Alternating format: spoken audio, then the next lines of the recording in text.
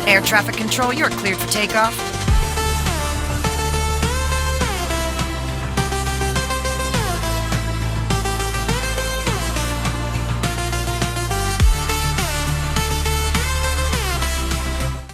शहरातील गांधी हॉस्पिटल समोरील उड्डाणपुलाखाली एका इस्माला डोक्यात दगड घालून पळवण्यात आल्याची धक्कादायक घटना सोमवारी मध्यरात्री उघडकीस आली. या घटनेमुळे परिसरात मोठी खळबळ उडाली असून पोलिसांनी अज्ञात आरोपीविरुद्ध गुन्हा दाखल करून तपास सुरू केला आहे.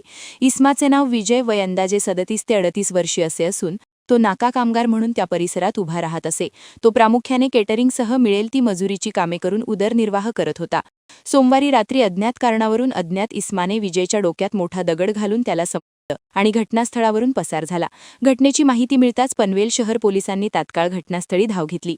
पोलीस उपयुक्त प्रशांत मोहिते, सहाय्यक पोलीस आयुक्त भाऊसाहेब ढोले तसेच वरिष्ठ पोलीस निरीक्षक नितीन ठाकरे आणि गुन्हे प्रकटीकरण शाखेचे अधिकारी घटनास्थळी दाखल झाले. त्यांनी पंचनामा करून पुरावे गोळा केले असून नेमका कोणत्या कारणातून झाला याचा तपास सुरू आहे. दरम्यान या घटनेमुळे नाका कामगारांमध्ये भीतीचे वातावरण निर्माण झाले असून आरोपीचा लवकरात लवकर शोध घेण्याची मागणी स्थानिक नागरिकांकडून करण्यात येत आहे. पोलिसांकडून परिसरातील सीसीटीव्ही फुटेज तपासले जात असून पुढील तपास पनवेल पोलीस करत आहेत. वादळवारा लाईव्हसाठी संजय कदम, पनवेल. नवी मुंबई व रायगड जिल्ह्यातील ताज्या बातम्या आणि घडामोडींसाठी सबस्क्राईब करा वादळवारा लाईव्ह चॅनल आणि दाबा बेल आयकॉन.